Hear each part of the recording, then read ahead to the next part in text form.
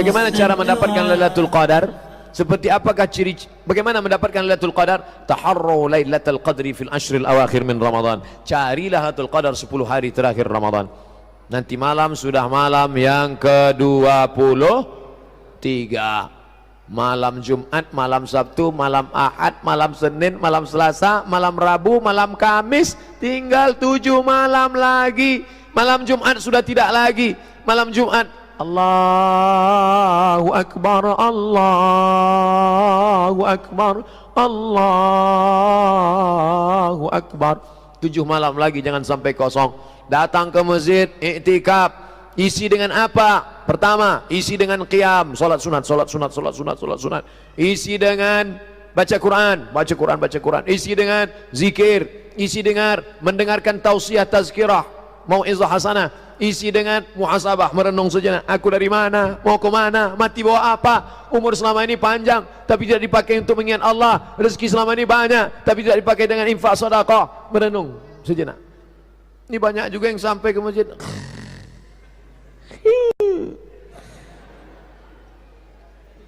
Seperti apa ciri-ciri orang yang mendapatkannya? Ada perubahan. Bukan setelah dapat Lailatul Qadar jadi tukang ngomong. Alhamdulillah saya kemarin dapat Lailatul Qadar. Gimana? Waktu saya sedang iktikaf di Az-Zikra, begitu saya turun mau ambil wudhu, saya lihat semua pohon-pohon bambu rebah tumbang. Pas di Quran enggak macet, membeku semua air. Memang matilah air malam itu. Bukan pada bentuk fisiknya, tapi ada perubahan. Alhamdulillah Ustaz, tahun lalu ibu itu enggak pakai jilbab, tapi tahun ini setelah dia iktikaf enggak lepas. Mungkin dapat itu kan. Itu bapak itu Pak Ustaz orangnya pelit. Tapi sekarang setelah Lailatul Qadar, setiap lewat kota nyumbang. Berapa? 2.000. Apa saja amalan untuk malam Lailatul Qadar? Qiyam, salat sunat, zikir, baca Quran, muhasabah, dengar tazkirah, pokoknya dalam masjid, jangan sampai keluar masjid. Wuduk jangan sampai putus. Kalau batal Pak Ustaz, wuduk lagi. Jangan nahan kentut sampai biru. Pak Ustaz, apa bisa kita semua ini disebut salaf?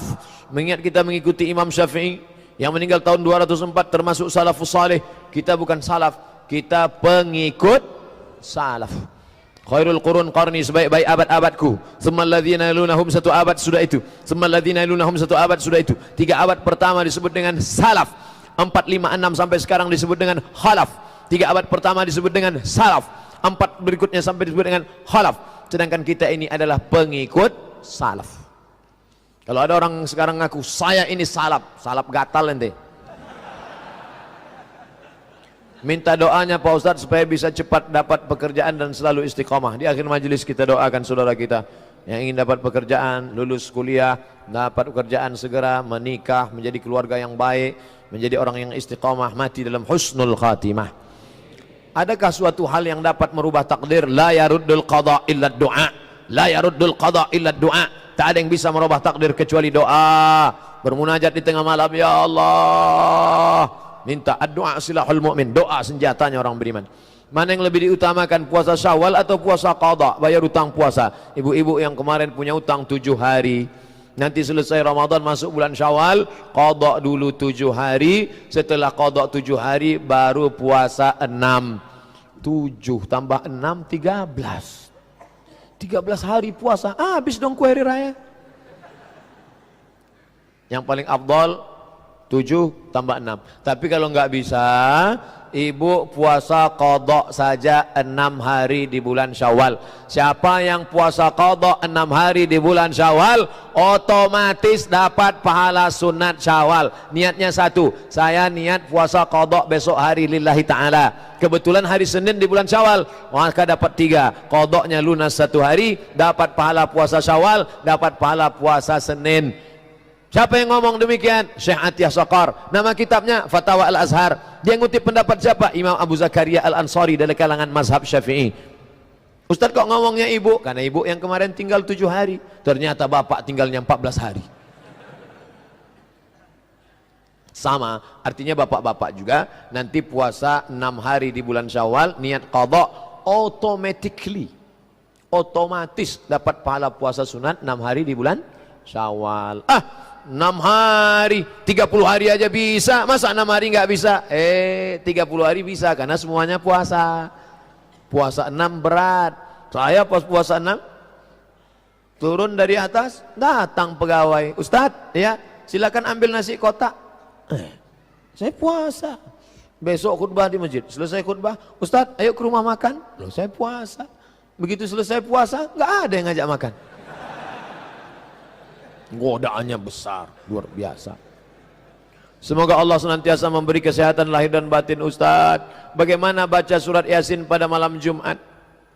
Man qara'a Yasin fi lailatin, siapa yang baca surat Yasin pada suatu malam, asbaha maghfuran lah, waktu subuhnya dosanya sudah diampuni Allah. Siapa yang baca surat Yasin pada suatu malam, pada waktu subuhnya dosanya sudah diampuni Allah. Malam Jumat itu malam apa enggak malam?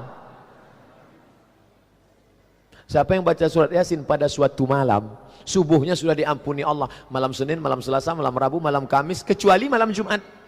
Enggak ada pengecualian. Mestinya baca Yasin tiap malam. Tapi kenapa dia baca malam Jumat? Karena kebetulan malam Jumat malam Sayyidul Ayyam, induk dari segala malam. Maka baca Yasin malam Jumat bagus, enggak salah. Itu hadisnya hadis palsu tuh Pak Ustadz. Hadisnya saya ambil dari kitab tafsir Ibnu Katsir yang ditulis oleh Imam Abul Fida Ismail Ibnu Katsir. Dalam kitab Abul Fida Ismail Ibnu Katsir namanya Tafsir Al-Quranil Azim, dalam muqaddimah surat Yasin, apa komentar Imam Ibnu Katsir? Isnaduhu jayyid, sanadnya jayyid, bagus, bisa diamalkan.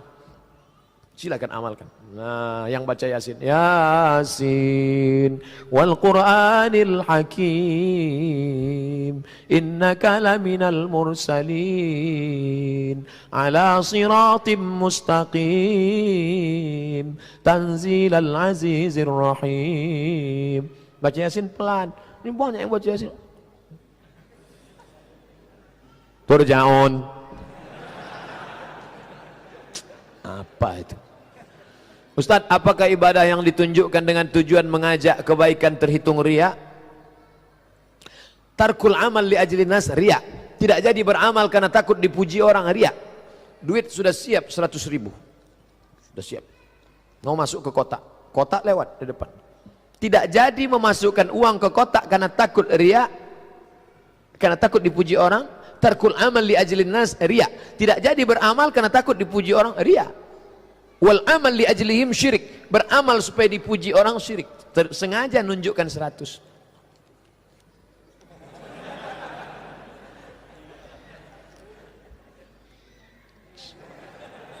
Streaming syirik. Lalu yang baik itu bagaimana? Luruskan niat, masukkan. Luruskan niat. Jadi jangan takut. Ini anak muda nggak ke masjid. Ente kenapa nggak ke masjid? Takut riya. Tetap langkahkan diri ke masjid. Mas, mau ke masjid? Ya, ya. Semoga jadi suami yang soleh ya. Dipuji orang. Ada juga yang ngejek. Mau kemana? Ke masjid. Cianu kemarin ke masjid 2 hari mati. Apa jawabnya? Anjing menggonggong, kapilah berlalu. Lu bilang gua anjing ya?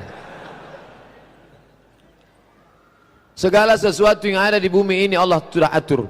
Semua sudah tertulis dalam Lauhul Mahfuz. Lalu siapa yang menggerakkan manusia ketika ia bermaksiat?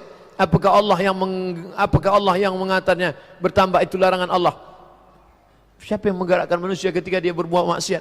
Yudillu bihi katsira. Banyak orang yang disesatkan Allah. Wa yahdi bihi katsira. Banyak orang yang diberi hidayah. Wa ma yudillu bihi katsira. Banyak orang yang disesatkan Allah. Wa yahdi bihi katsira. Banyak orang yang diberi hidayah. Mas, ayo ke masjid yuk. Enggak, aku sesat. Kenapa kamu sesat? Allah sudah menyesatkan aku. Ini dalilnya. Yudillu bihi katsira. Dia hafal dalilnya. Bro, ayo kita ngaji yuk ke Azikra. Enggak, aku sudah sesat. Kenapa kau sesat? Allah menyesatkan aku. Ini dalilnya. Yudillu bihi katsira. Banyak yang disesatkan Allah. Kamu tahu siapa yang disesatkan Allah? Siapa? Ini dia. Ini bahayanya kalau tukang khitan baca ayat. Ini ayatnya dipotong. Baca ujungnya. Yudillu bihi katsira. banyak yang disesatkan Allah. Wa yahdi bihi katsira, banyak yang diberi hidayah oleh Allah. Ujung ayatnya, wa ma yudhillu bihi illal fasiqin, yang disesatkan Allah itu orang yang fasik. Orang yang fasik itu siapa? Orang yang sudah tahu perbuatan itu enggak benar, salah, dalalah, tapi tetap juga dia lakukan, maka Allah sesatkan dia sekalian. Kamu jangan ke sini, jangan kemari, jangan ini, jangan. Tapi dia tetap juga disesatkan Allah sekalian. Nah, kamu mau sini, ya nyasar sekalian. Sebagai apa? Hukuman dari Allah SWT. Jangan salahkan Allah. Bukan orang-orang baik yang disesatkan Allah, tapi orang yang sudah tahu mana hak, mana batil, mana bengkok, mana lurus, mana hitam, mana putih, tapi dia tetap juga disesatkan Allah sekalian. Azaghallahu qulubahum, Allah memalingkan hati mereka. Allah memalingkan hati mereka. Siapa itu orang yang dipalingkan hatinya? Baca ayat sebelumnya. Falamma zaghu, ketika hati mereka berpaling, azaghallahu qulubahum, dipalingkan Allah sekalian hatinya.